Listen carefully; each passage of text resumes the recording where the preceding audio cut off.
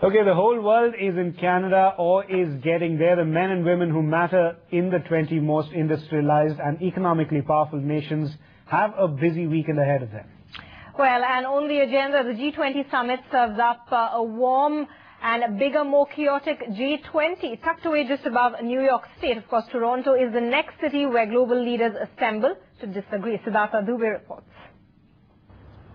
Philly was fun if you can call 20 dull, middle to aged men and the occasional woman who run the world's most powerful economies that.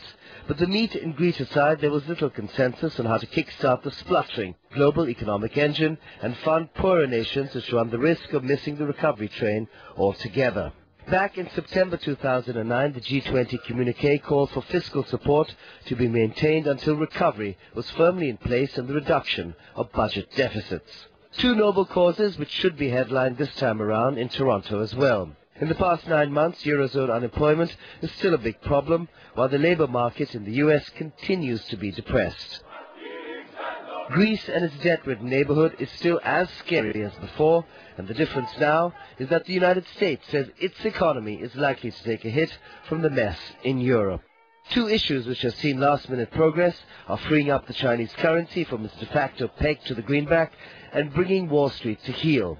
Beijing, in a familiar display of quiet yet masterful one-upmanship, took a lot of the wind out of the West's non-stop harangue that an undervalued yuan undermines global recovery, not to mention profits of American and European companies. Wall Street would soon get a new religion as American politicians near a breakthrough of their rewrite of financial regulations.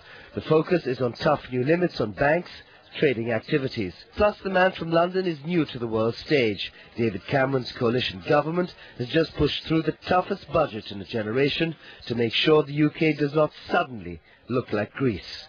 Canada is where the world meets this weekend. The G8 serves as a warm-up to the arduous G20, where China, Brazil, India and Mexico have a growing voice. Siddhartha Dubey, ET Now.